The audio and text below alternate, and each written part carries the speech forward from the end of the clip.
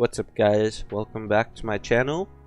Today we're going to be watching the third round of the 5th Sweetlake Showdown, and we're going to be following Rienk, who is sponsored by Custoplast, House of Disc Golf, and Sense Blend. Rienk is currently the highest rated player in the country, coming in at a 977 rating, and he is a 2-time Dutch champion. This was a shotgun start tournament, so we're going to be starting on hole 14, which is one of the trickiest holes on the course. A short but super technical par 4 with tons of danger.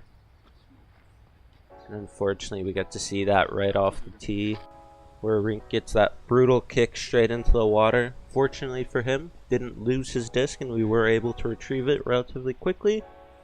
But he just has to pitch out and hopefully get up and down for his single bogey,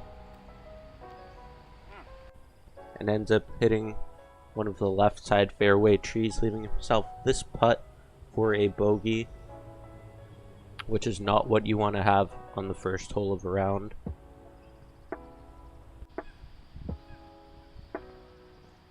Gave it a decent bid and has this comebacker now left,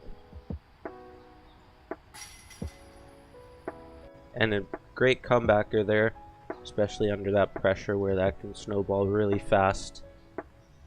Hole 15 is again very technical hole, where you have an early Mando left and a late Mando right, and Rienk chooses to throw the same disc that he did off the previous hole on the tee, that reco that he really trusts.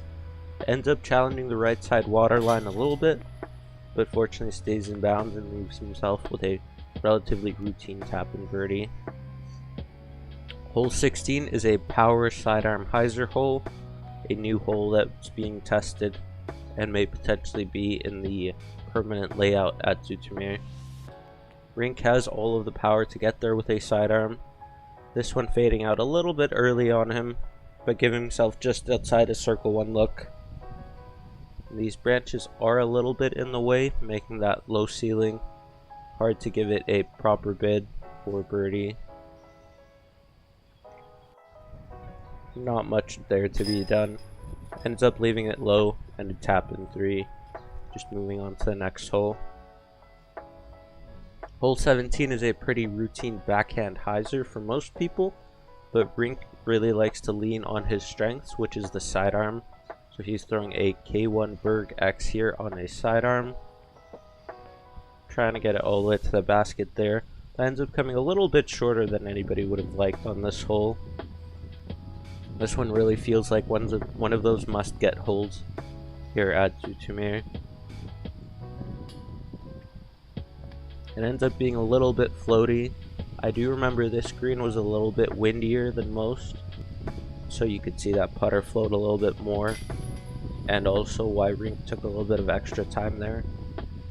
With that, we move on to hole 18. Hole 18 is a very tricky 75-meter sidearm hyzer with a very specific gap you have to hit, so you have to play that distance perfectly, or else you might end up one of the early or late bushes like Rienk has found here, unfortunately.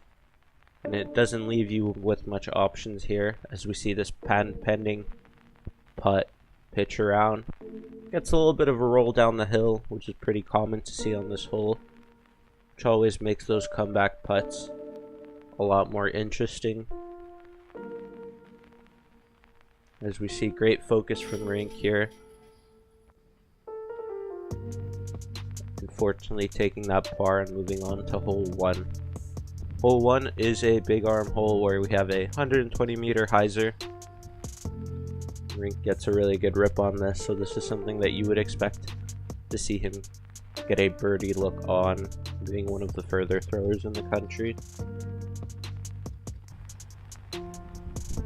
Did a fantastic job off that drive, but leaves a little bit of excitement here with that band hit, but ends up going in the basket. Moving on to hole 2. Hole 2 is a shorter par 4. Not too technical. You pick your spot that you want to lay up to off the drive. throw anywhere around 100-meter drive, and then hopefully have a relatively easy shot into the green, where you have a very technical approach with the water behind the basket, OB fence on the right side. And Rienk's strength is this really long stepper putt where he gets so much spin onto the disc, but unfortunately ends up nicking some of the left side bush. Now, being a shorter par 4, he still has a birdie putt here, which he's definitely looking to convert on to try score lower, but just leaves that putt a little bit low, ends up hitting the cage.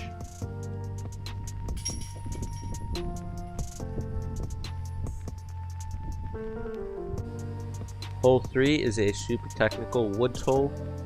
If I'm not mistaken, one of the shortest holes on this layout, meaning that only 55 meters. There's only one gap to hit. Pick your poison. Most common though is a sidearm flat or a touch of hyzer. Try and get that pushing hyzer all the way towards the basket, because you don't want to fade out too early like Rienk did and ends up hitting one of the right side trees. And again, going to that really long spin putt to try and get up and down.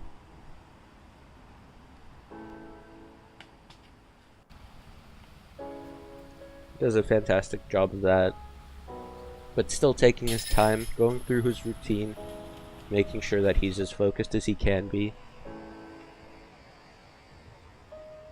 Hole 4, another short hole, but this one does play a lot longer than the T-pad sign might say, because it is very uphill, and you definitely want to push on top of that hill rather than leave it short on that slope with some really tricky footing. I believe Rienk does that really well there. Again, with a similar length putt that we've seen him make, so shouldn't be of any concern here. Hole 5, tons of danger to be found with plenty of trees that could kick you OB. Also, you have the water on the right and OB long. So we see Rienk going to this forehand again, which he relies on so much. Does a fantastic job where you definitely want to bail out right if possible. That is the mistake on the sidearm there. And again, that same length putt where you see it somewhere in mid circle 1, which is where you want to be. That's how you're going to convert on these birdies. Hole 6 is a relatively open hole with not a lot of danger other than OB long. And Rienk being one of the longer throwers in the country, he does have to worry about that OB long, and does end up finding it actually, even though he discs down already, to try and get that distance control. And so that leaves a very tricky comeback putt to try and save the par. There's not much there to be done, unfortunately.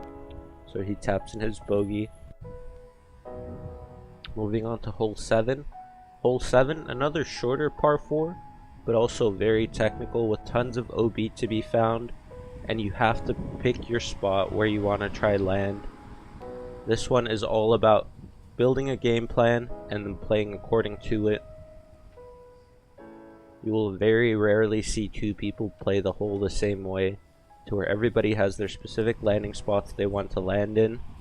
And Rienk having that really good forehand, he chooses to push it up a little bit further, close to this white layout hole T sign. So that's a fantastic spot, which should leave a shorter upshot than most people will have.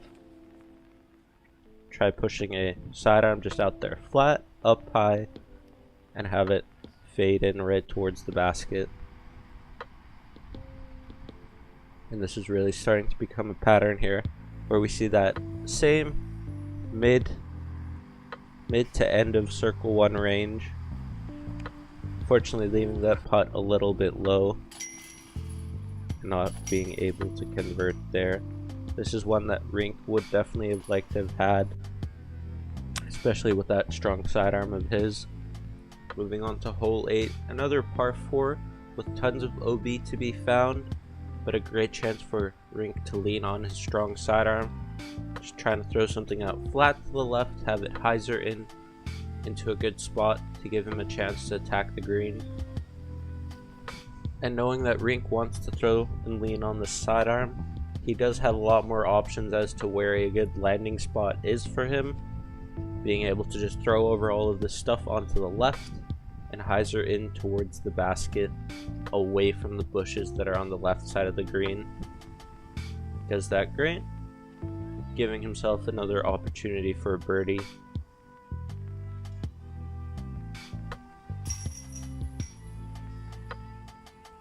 And converts that. If I remember correctly, that tree was not in the way as much as it might have seemed on the footage there. Hole 9, a very tricky par 3, coming in at 125 meters. Only goal here, if you can't reach the basket, is do not go right into the bushes. That is a death sentence on this hole, and that is the only thing you cannot do. So we see Rienk lean on that sidearm with his strength again, and just try to put a little bit of anhyzer out, and have it end up somewhere left in the fairway. And then just pitch up for what should be an easy par for a player of this caliber. And again, taking that time, especially with that tricky footing that you might have on this hill. There are also some rabbit holes to be found there. Hole 10, a short, very scoreable par 5, coming in at only 235 meters. So we're definitely looking to see Rienk let his disc air out, see how far he could get up the fairway. Unfortunately, leaves that one a little bit low. As you can see from those bushes, it is very windy. So that was punishing and unfortunate to see there. Not a mistake you want to make here. But with the distance that Rienk has, though, he can easily make up for it and put himself in a scoring position to hopefully get away with a birdie, even with that disappointing drive. We see Rienk again leaning on that sidearm, this time having to shape that sidearm shot a little bit, trying to throw in a touch of anhyzer, find the gap in the fence, and hopefully give himself a birdie look here. This one does come up a little bit short though, and we're looking maybe outside of circle 2 even, to where this is becoming his signature shot, really, that long spin putt from range. And unfortunately not quite focused enough there to capitalize, getting an unforced error bogey here. Really unfortunate to see. Hole 11, relatively straightforward. Basket's right in front of you, 95 meters. Throw whatever you want. There is OB left, right, and long. And normally this is one of the windier holes, as you can see Rienk's disc just pick up. Unfortunately ends up finding that OB to the right side, just inside that bush line, as you can see. Which means that he has another really tricky spot to try to save his par here.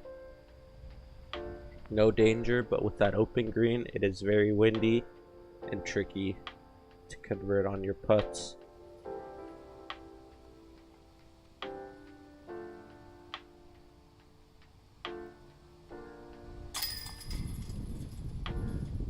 And with that bogey, we move on to hole 12. Hole 12 is a par 4, relatively short par 4, but water on the right side, and then OB left, and a Mando late coming into the green makes this a really tricky hole. But this is just a testament to how much Rienk trusts his sidearm with that water on the right side the entire way. He can still lean on it to push past the bush line, and even leave himself this long spin putt into the green, which is insane. He makes look so routine. He's just in control of every aspect of that throw, and a great birdie to get.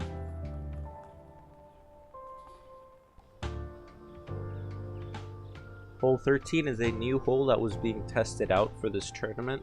which is a combination of 2 holes, so combining normally hole 13 and 14. And Rienk's just trying to throw a sidearm here, bail out to the right, and hopefully not skip too far to where he closes that gap for his second shot.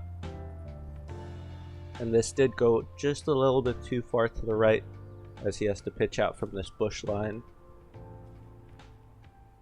Trying to scramble and make something work and get up there for a long putt. As we see another long spin putt coming up. I believe he ended up catching some of the left side trees there as he was trying to shape a shot up this fairway. And a great effort there, but ends up hitting band. Which means that Rienk will likely finish at the score as long as he can convert this short par putt here, which he does. As this round comes to an end, I'd like to thank Rienk for letting me follow his card and film his round, which is a really fun opportunity to have. If you want to support Rienk on his disc golf journey, go check out his Tour Series discs on House of Disc Golf or on the Costaplast website, and follow him on his social media accounts down below. Thanks for watching.